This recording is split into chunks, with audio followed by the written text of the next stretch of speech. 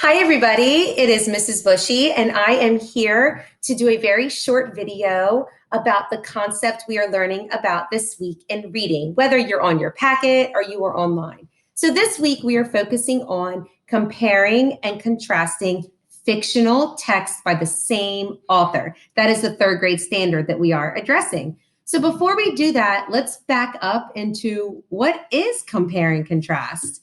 So when you are comparing something, you are looking at how they are the same or alike. What is in common about the two items or the two texts? So I'm going to start off with a very simple activity. Let's talk about how a pencil and a pen, how we can compare them. How are they the same?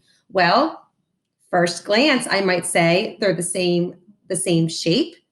I might say they're both used for writing. They're some kind of writing tool. On the other side of comparing, you have contrasting. Contrasting is where you look at how two things are different. So if I was going to bring up my biggest difference about these, I can erase this pencil. I cannot erase the pen. So that's like more of a permanent mark that you would make.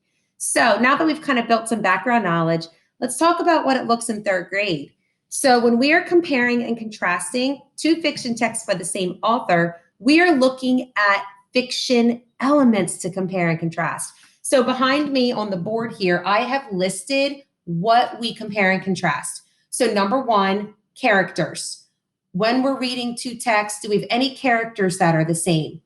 Number two, setting. Are the settings similar? Are they happening in the same place? Are they happening at the same time of year or time of day?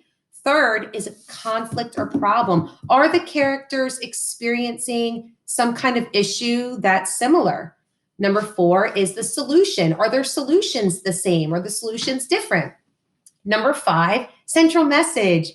Are the characters learning a lesson? Are they learning a similar lesson or is it different? And then the one that's kind of tricky that we're really going to dive into later on is plot. Is what happens in the beginning, middle, and end of the story. Is there any similarities between the two texts?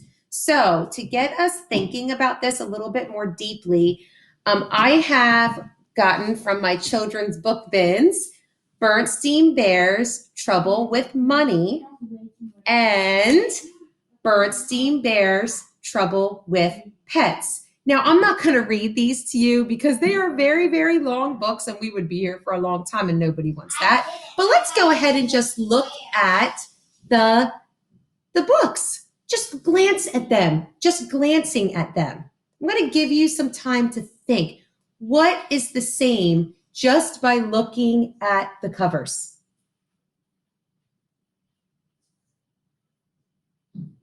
So you may have said they both have titles that start with trouble with pets, trouble with money. You might also notice the characters. So just look at the front cover there. We have the same four characters in both books. They're going to be Papa Bear, Mama Bear, Brother Bear, and Sister Bear. And just by glancing, you can even tell the setting where they are. I can tell by looking at Trouble with Money. I see a table, I see a room, the Mama Bear and Papa Bear are looking in the doorway. So I'm going to make that assumption or guess that they must be in their house. Same thing for this one. I see a broken lamp and I see a couch, and those things are usually in a house. Also, there is some kind of issue happening. Look at Mama Bear and Papa Bear's faces. They're concerned, they're worried, they're stressed. They're like something bad is happening. This one, look at the expression on Mama Bear and Papa Bear's face as they're peeking through the doorway. They're worried. They're watching what the brother and sister are doing, and they look a little worried about something. And look at Brother Bear and Sister Bear. Oh my goodness, those eyebrows are spiked.